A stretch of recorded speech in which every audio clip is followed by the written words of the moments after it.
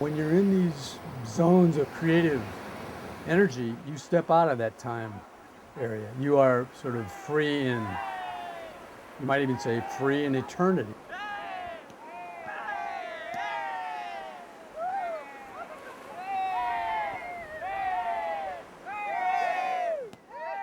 And time kind of disappears, and I think that's really the impulse, the creative impulse takes you out of time.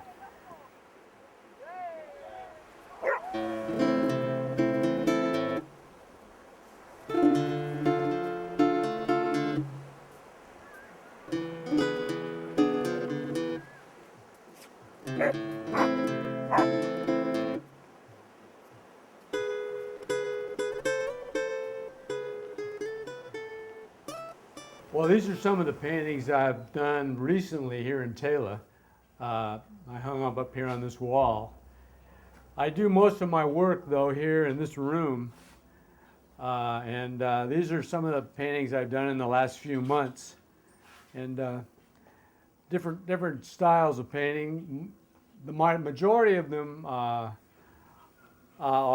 faces, and I'm thinking of trying to do a show. Which I'll call faces. And there's some over here, and they're all kind of, that's the only relationship they have to each other. And these dog paintings I did were based on dreams that I had recently. And so I'm working all the time here. And when I get down to San Lucia, I'll continue to do the same series of paintings. I want to see if I can set up a show for these paintings.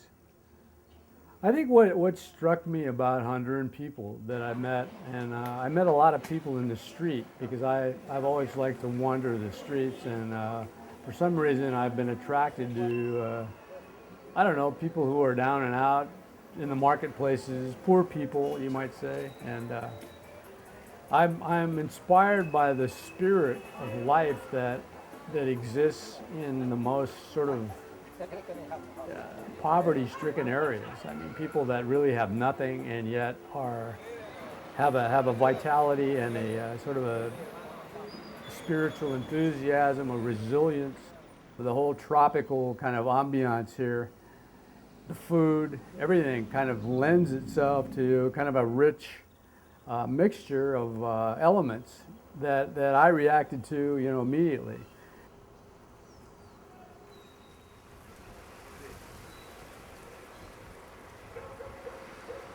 Here at the Hotel Tela, I wrote my first short story back in the 1970s. And it was ironic that a young man with no feet who moved around on a little scooter with roller skate wheels on it was able to make a living by taking care of people's shoes, by shining their shoes, by repairing them. And we became good friends, actually, over a period of time. But anyway, that relationship inspired my this story, which was called The Milk of Human Kindness. No, es que yo conocí un zapatero hace tiempo, un buen amigo en Tela. Y él trabajaba como usted, caminando y buscando reparando. Exacto. Digo yo, el diario vivir mío, pues, es un historial distinto. Muy difícil ha sido. Una vida alcohólica, de sufrimiento, de golpes, de cárceles, de todo, pues, de hambreadas. He caminado por la edad que tengo sufriendo, pero siempre me he sabido salir, pues. He tenido esa dicha de salir de los problemas. What gave this life dignity, he decided, was its simple clarity. Nothing was diluted or disguised. Pain was pain, joy was joy. Women died during childbirth, the sun was hot and the nights cold, and you felt it in your face like strong wind. It was raw, and there was a rhythm to it that you trusted, because it came from the ground and the sky. And you walked the ground and looked into the sky. And it didn't matter that you were a gringo and that you loved Raimundo and his sisters, because they had given you a vision. You were home, and no one had to explain that to you. I came to Honduras as an artist, writer, and a painter. But prior to that, I had spent maybe a third of my life studying at the University of California, Santa Barbara, and wound up getting a PhD in Hispanic Studies, and was all set up to become a professor at a university. But by the time I'd finished my academic work, I was becoming a lot more interested in more creative writing.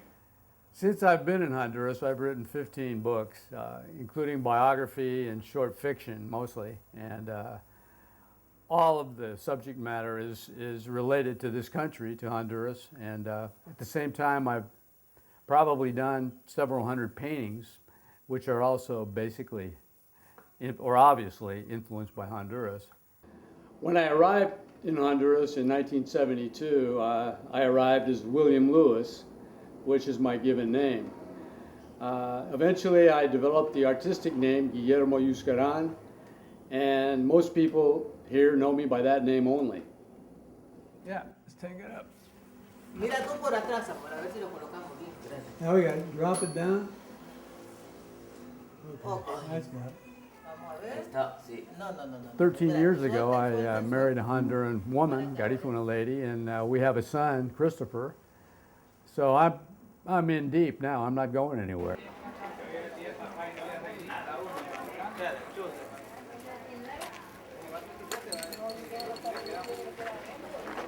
Buenas. Okay. Necesito un sombrero de mimbre. Y todos esos son de mimbre, ¿verdad? Esos son de mimbre. Okay. Y quiero a ver si puedo compararlo a más o menos el mismo tamaño que este. Los parece que son más pequeños, ¿no? ¿Cuánto valen estos? Este está grande. Había unos buzos. Ese es más grande, ¿no? 75, sí. Here at the marketplace in Taylor, you meet real people who come here daily to sell their goods, and they have rich stories to tell about their country, about their lives, their suffering, their joys, the whole gamut of experience.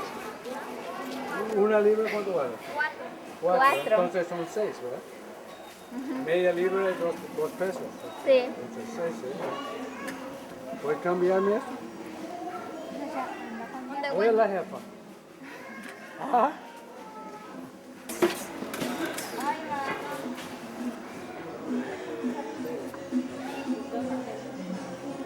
Bueno, yo vengo de Santa Lucía. ¿Seguro de Tegucigalpa? ¿Conoces? Ah, no, pero me han dicho que es un lugar bonito. Bien verde. bonito, bien Lugar pintoresco. verde, bien bonito, pintoresco. ¿Y usted es teleña? De leña. Ajá. Sí. Nacido, o sea, nativa del... Soy nacida aquí, hija de español, Ah. hondureña. Ajá. Sí. Bien bonito aquí ese pueblo, ¿no? Sí, bonito, pero muy pobre.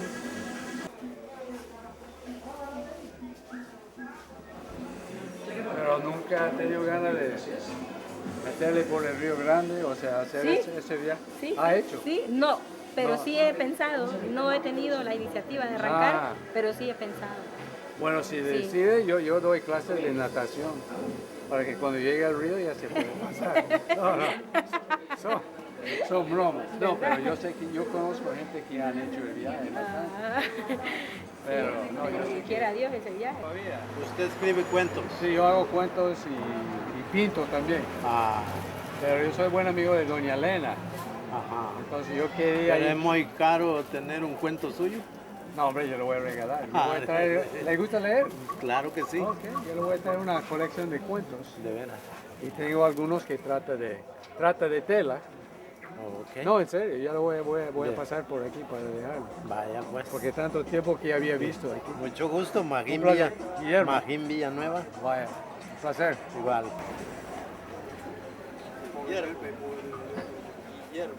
Guillermo Yuscarán, ese es el nombre de Yuscarán. Yo firmo todo.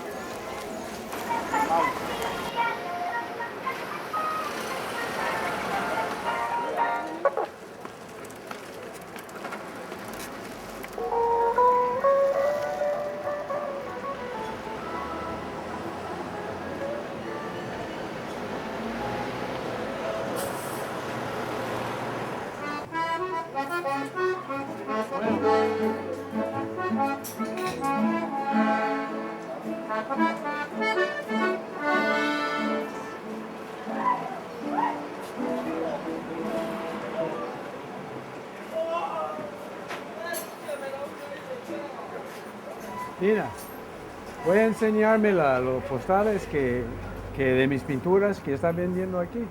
Quiero ver cuáles que están vendiendo más o... Claro. Ajá, este es uno, ¿verdad? Sí. Ajá. Y el otro que estaba el otro día está... Ajá. Este también, ¿verdad? Sí. Qué bueno. Si puede traernos más. De esos dos imágenes. Ajá. Ok. Sí, pero esta, ¿ves? Esta. Ajá. Ah, ok. Ese es de los perros soñando. Ajá, qué bueno. Mira. Sí. Este no. Sí, ya después. Ese cuadro no vende mucho. No, esta casi no. No, ¿verdad? No se está vendiendo mucho. A mí me gusta. Sí, me gusta pero- por los colores. Sí, sí, pero Ajá. no. Ah, ok. Entonces Será voy a... eso mismo que no llama la atención a la gente.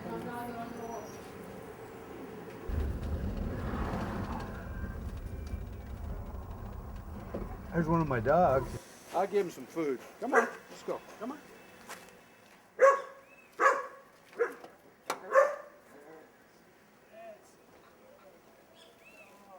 Here in Taylor, I have, maybe 12 dogs that are good friends of mine.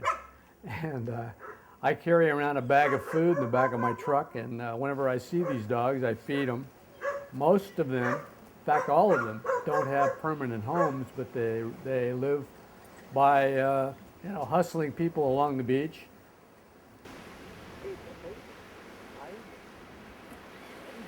Yes, where's your girlfriend?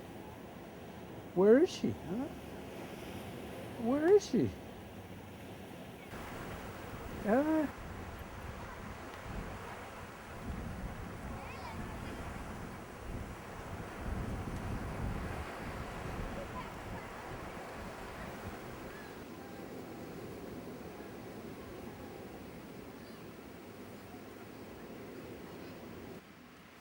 There she is.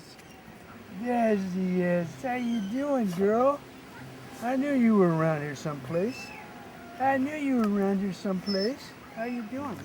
Where is he? Where is he?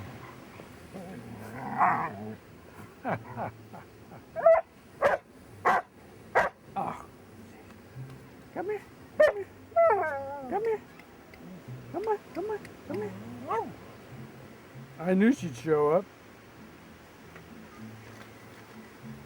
Let me finish writing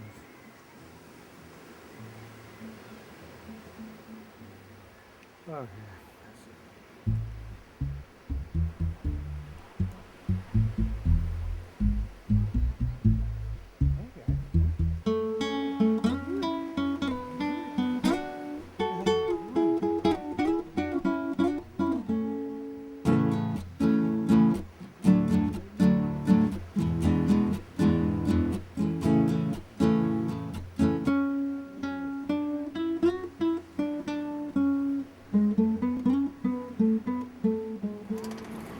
Going to Cruz Bermuda's house. He's a Honduran painter, I think born and raised in Taylor.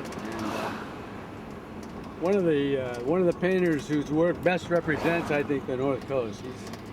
He's a good guy. He's a lot of fun. He's a very artistic kind of person. He's a musician, painter.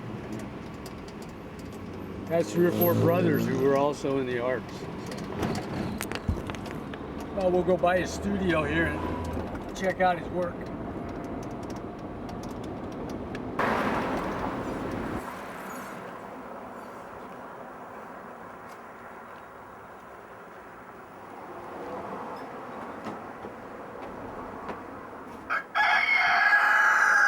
Hey, hombre. ¿Ya ves?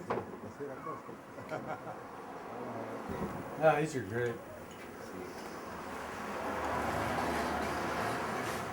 ¿Vas a hacer una buena exhibición aquí en estos días? O yo sé que está haciendo esto. Yo hice ayer una en la galería, en la Casa de la Cultura, para el del público, pero ya cuando falta algo concreto, entonces saco mis pinturas que están de mi colección. ¿Piensa que hay un artista dentro de cada hondureño?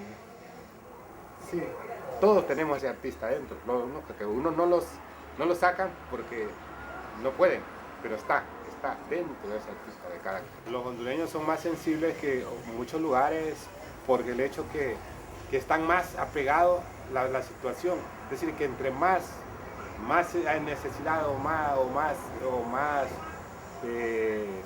como es desesperación hay, uno tiende a acercarse más a Dios, porque cuando uno siente hambre, uno siente necesidad, uno no siente que si le pide al vecino no lo va a entender, uno le pide a alguien que sabe que lo va a entender, que es Dios. Entonces eso lo maneja, al hondureño lo maneja más cerca de Dios, porque sabe que donde pida difícilmente le van a dar. Dios es el único que puede darle.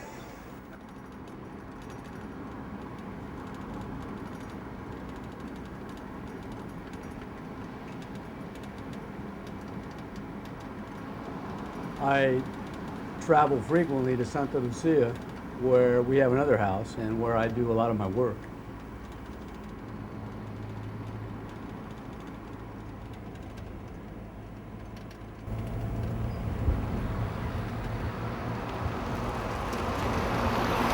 This is the entrance to Santa Lucia, and just past the lagoon is the turn off to my place.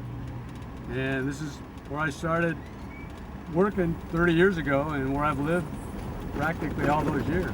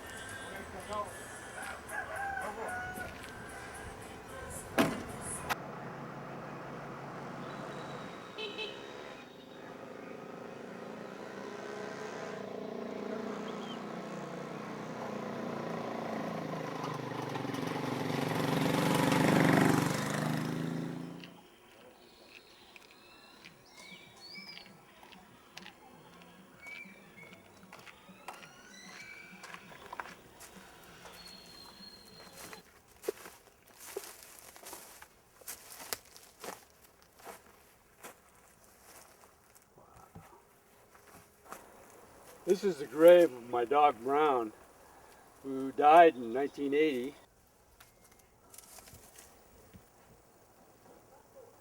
Since his death, I've had many dreams about him, and inevitably he's blue, the color blue, and so that's not only affected me emotionally and psychologically, but is reflected in my paintings, where you see a lot of blue dogs and spirit dogs, I call them. Yeah, this church is over 450 years old, and it's got one of my paintings in here you might like to check out.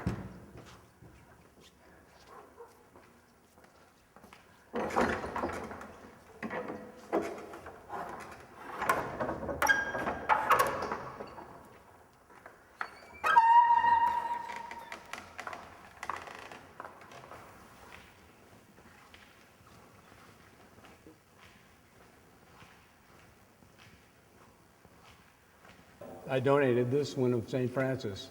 I included the dog, of course, as a tribute to the spirit dog, but I'm very happy to have the painting here.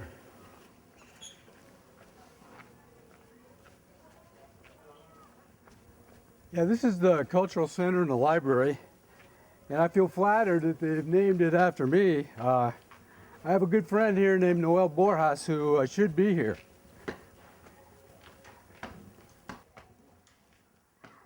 ¿Qué tal?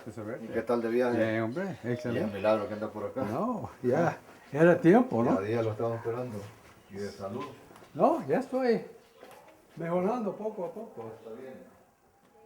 Cuando yo llegué aquí en Santa Lucía, había más cosas típicas. Por ejemplo, el buey. Y había, no sé, un sentido más campesino, con la leña, como tú dices, el burro ahí. Nos tocaba jalar el agua, no había agua potable. También.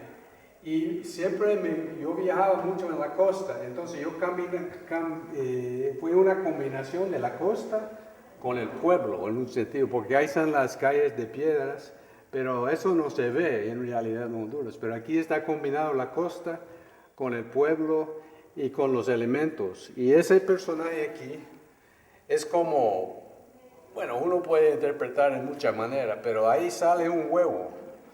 Y para mí eso representa en un sentido qué iba a pasar aquí en Honduras conmigo en el arte. Esa es una cosa que va a nacer, yo no sé qué es, pero es una nueva vida, digamos. Entonces eso fue hace 25 años.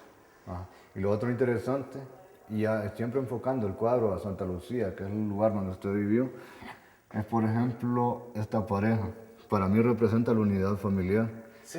Y toda familia en Santa Lucía, y usted lo rescató y lo llevó al lienzo. Toda familia tiene un perrito. Qué bonito, bonita esa es la interpretación. Sí, fue subconsciente por mi parte, pero... Sí, toda familia en Santa Lucía tiene una mascota y lo rescató y lo llevó al lienzo. Qué bueno, hombre, no me gusta eso.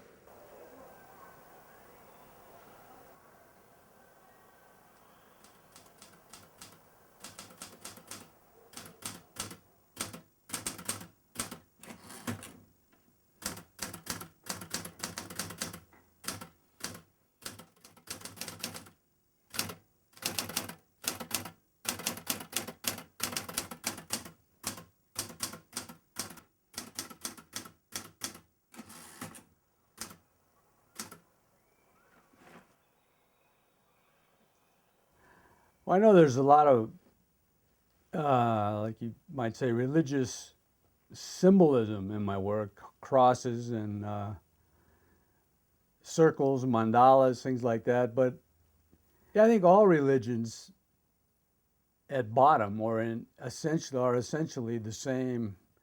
Are essentially the same. There's an appreciation, a reverence, a celebration, really, of the wonder and the mystery of being alive. I mean, to me, that's religion, and I think it's found everywhere. It's found not only in churches, in nature, it's found in artwork, it's found in gestures by people, it's found in a smile, and even in the agonies and the suffering of people. Religion, or that is all part of one experience that ultimately transcends the suffering. And I think energy is, and religion is, constant creativity in a way.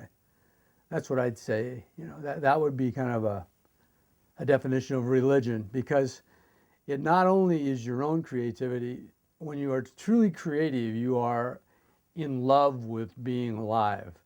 And that includes people, that includes animals, that includes everything.